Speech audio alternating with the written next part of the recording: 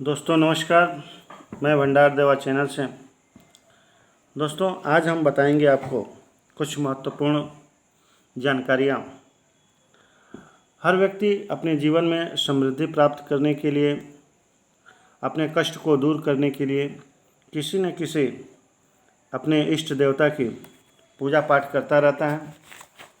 लेकिन पूजा करते वक्त जानकारियों के अभाव में कुछ हम गलतियां करते रहते हैं और नज़रअंदाज कर देते हैं। तो आज उसी के संदर्भ में हम बताएंगे कि क्या शुभ होता है, क्या अशुभ होता है, क्या करना चाहिए, क्या नहीं करना चाहिए। तो दोस्तों चैनल को सब्सक्राइब कर लीजिए, लाइक कर लीजिए। आपको हम महत्वपूर्ण जानकारियों में बहुत ही कॉमन चीज़ बता रहे हैं जो हर व्यक्ति नहीं जान पाता है। तो आज हम बताएंगे कि जब भी आप पूजा गृह में जाएं तो कभी भी अपने पूजा घर में 2 शिवलिंग एक साथ कभी नहीं रखना हो, वरना आपकी ज़िंदगी में जो है सुख शांति के बजाय हमेशा अमंगल होगा। तो पूजा गृह में कभी भी 2 शिवलिंग एक साथ नहीं रखना चाहिए। 3 गणेश, 2 शंख, 2 सूर्य प्रतिमा, 3 देवी की प्रतिमा, 2 गोमती चक्र और 2 शालिग्राम का पूजन कभी भी नहीं करना चाहिए। एक बार इसको समझ लें कि कभी भी अपने पूजा घर में एक साथ जो है 2 शिवलिंग नहीं रखना चाहिए। कभी भी गणेश की 3 मूर्तियां नहीं रखनी चाहिए। साथ में जैसे कुछ लोग कैलेंडर लगा रहते हैं, कुछ लोग धातुओं को चांदी का रख लेंगे, कुछ लोग पीतल का रख लेंगे। यानी कि गणेश की 3 मूर्तियां एक साथ कभी नहीं रखनी चाहिए। 2 शंख, कोई बड़ा शंख, कोई छोटा शंख। अगर आपको शंख रखना है तो सिर्फ एक ही प्रकार का शंख रखें, जो आपको उसमें ज़्यादा महत्वपूर्ण शंख हो उसी को आपको रखना चाहिए। सूर्य की 2 प्रतिमा कभी भी एक साथ नहीं रखना चाहिए। 3 देवियों की प्रतिमा, लक्ष्मी जी, सरस्वती जी या दुर्गा जी, इस तरह से तमाम देवियां हैं। कोई भी देवी जो है 1 से 2 देवियों का एक स्थान पर पूजा गृह में रखना चाहिए। कई देवियों को एक स्थान पर नहीं रखना चाहिए। 3 देवियों को तो कभी भी भूल कर भी एक स्थान पर नहीं रखना चाहिए। 2 गोमती चक्र नहीं रखना चाहिए और 2 शालिग्राम जो है एक साथ कभी भी पूजन नहीं करना चाहिए। दूसरी चीज़, घर में जो है मूर्तियों को आप पूजा करते हैं, मूर्तियां अपने घर में लाते हैं, तो कभी भी घर में रखने वाली मूर्तियों का नियम होता है, मंदिर में रखने की मूर्तियों का नियम अलग होता है कि मंदिर में कितने फीट की, कितने इंच की मूर्तियां रखनी चाहिए और अपने घर में जो है कितने फीट, कितने इंच की मूर्तियां रखनी चाहिए। वरना आपको लाभ होने के बजाय आप को लाभ नहीं प्राप्त हो पाता है, पूजा का आपके फल का प्राप्ति नहीं हो पाता है। तो कभी भी घर में 9 इंच से ऊपर की मूर्ति आपको नहीं रखना चाहिए। 9 इंच आप समझ, 1 फीट में 12 इंच होता है, तो 9 इंच अधिकतम घर में पूजा करने वाले, पूजा घर में या घर में आप पूजा करते हैं तो 9 इंच अर्थात आप 22 सेंटीमीटर कह लीजिए या 9 इंच कह लीजिए, इससे छोटी देव की प्रतिमा होनी चाहिए। इससे बड़ी जो है देवी देवताओं के मूर्तियों को घर में रखना अच्छा नहीं होता है। इससे बड़ी प्रतिमा घर में शुभता प्रदान नहीं करता है, उसे मंदिर में रखाना चाहिए। ठीक है।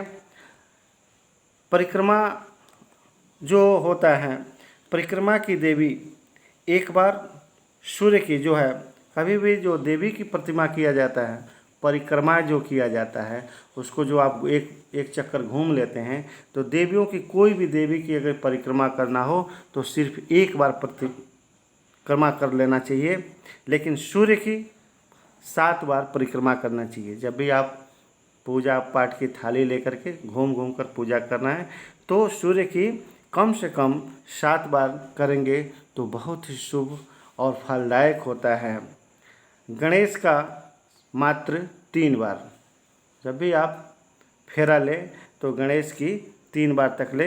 विष्णु का 4 बार, शिव का आधी, पूरा जो चक्कर नहीं लेना चाहिए। शिव को जो परिक्रमा करना चाहिए सिर्फ आधी परिक्रमा करनी चाहिए, जिससे देवी देवता आपके इष्ट देव प्रसन्न होते हैं। और यही शास्त्रों में भी लिखा हुआ है और इसी मान्यता के अनुसार जो भी जानकार लोग हैं इसी तरह से पूजा करके अच्छे फल की प्राप्ति करते हैं। नेक्स्ट, आरती करते समय भगवान विष्णु के समक्ष 12 बार आरती दिखाना चाहिए, सूर्य के समक्ष 7 बार आरती दिखाना चाहिए, दुर्गा के समक्ष 9 बार आरती दिखाना चाहिए, शंकर के समक्ष 11 बार दिखाना चाहिए और गणेश के समक्ष सिर्फ 4 बार आरती घुमानी चाहिए।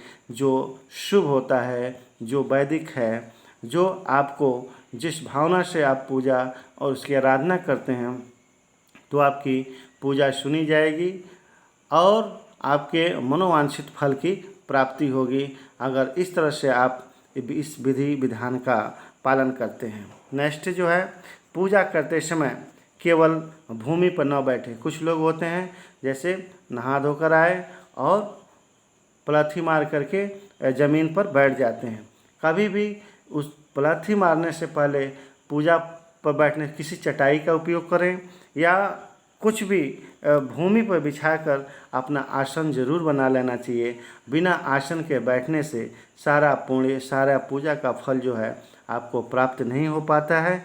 इसलिए कभी भी अगर आप पूजा करने बैठे तो किसी आसन का प्रयोग करके, किसी आसन को रख कर उस पर बैठ कर ही पूजा करें, तभी आपको फल की प्राप्ति होगी।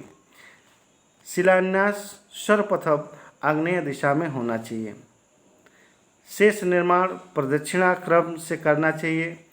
मध्याह्न और मध्य रात्रि और संध्या काल में कभी भी घर की नींव नहीं रखना चाहिए। कभी भी जो है, कभी आपको घर बनवाना है भविष्य में तो हमेशा याद रखिए कभी भी मध्य रात्रि को कभी नींव नहीं खुदवाना चाहिए और संध्या काल में कभी नींव खुदवा करके उस पर मकान प्रारंभ नहीं करनी चाहिए। पूरब, उत्तर और ईशान दिशा में नीची भूमि सबके लिए अत्यंत लाभप्रद होती है। जब भी आप मकान बनवाएं तो पूरब दिशा, उत्तर दिशा और ईशान कोण दिशा की भूमि जो होती है हमेशा नीची करके मकान बनवाना चाहिए। अन्य दिशाओं में नीची भूमि सबके लिए हानिकारक होती है। घर के उत्तर प्लास में पाकड़, पूरब में वटवृक्ष, दक्षिण में गूलर, पश्चिम में पीपल का वृक्ष अत्यंत ही शुभ प्राप्त होता है। परंतु पेड़ की छाया घर पर कभी नहीं पड़नी चाहिए। एक बार और सुन लें, घर के उत्तर में पलाश यानी पाकड़ का पेड़ होना चाहिए। अगर पूर्व में वट वृक्ष है तो बहुत ही शुभ है, दक्षिण में गूलर है तो ये भी शुभ है और पश्चिम में पीपल का वृक्ष बहुत ही शुभ होता है। परंतु किसी भी पेड़ की छाया जो है घर पर नहीं पड़नी चाहिए। ईंट, लोहा, पत्थर, मिट्टी, लकड़ी ये नए मकान में नए ही लगाना चाहिए। शुभता की दृष्टि से देखें, जब भी आप मकान बनवाएं तो नया अगर मकान बनवा रहे हैं तो उसमें घिसे पिटे लोहा, लकड़, ईंटा का प्रयोग पुराना नहीं करना चाहिए। कुल मिला नया अगर मकान बन रहा है तो सब कुछ उसमें नया डलवाना चाहिए। कोई भी पुरानी मकान का अवशेष जो बचा हुआ सामान है उसको भरसक प्रयोग नहीं करना चाहिए, क्योंकि वो शुभ नहीं होता है और उतने फल की प्राप्ति नहीं हो पाता है।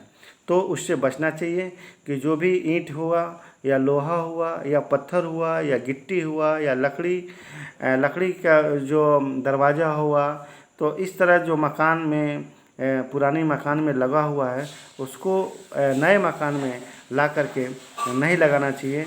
नए मकान में हमेशा जो है नए सामान का, नए वस्तुओं का ही पूजा लगाना चाहिए। नेक्स्ट, सोने के समय सदा जो सर जो होता है, आपको सोने से पहले जो है, कुछ लोगों की जानकारियाँ नहीं होती हैं, कुछ लोग जानते ही नहीं हैं। तो आज आप जान जावें कि सर आपका किधर होना चाहिए। कभी भी आप अपने घर में सोएं तो जो सिरहाना होता है, जो आपका सर होता है, किस दिशा में रखने से अत्यंत शुभ फल की प्राप्ति होता है और आप जीवन में तरक्की को हमेशा प्राप्त करते हैं। तो सोने से पहले सदा जो है आपका पूरब में आपका सर जो है, सिरहाना हमेशा पूरब की होना चाहिए। अगर पूरब की ओर संभव न हो सके तो दक्षिण दिशा की ओर सिर रखकर सोना चाहिए। ये दो दिशा जो है सोने के लिए बहुत ही शुभ है। दक्षिण दिशा की तरफ सिर करके या पूरब दिशा की तरफ सिर करके सोने से हमेशा मंगल होता है। प्रतिदिन माथे पर तिलक का चंदन लगाकर ही कार्य करने के लिए निकलें, बहुत ही शुभता की प्राप्ति होता है। तो दोस्तों, जानकारी आपको अच्छा लगे तो चैनल को सब्सक्राइब कर लीजिएगा, लाइक कर लीजिएगा और शेयर भी कर दीजिएगा ताकि नेक्स्ट वीडियो आप तक पहुंच सके। इसी के साथ जय हिंद, जय भारत।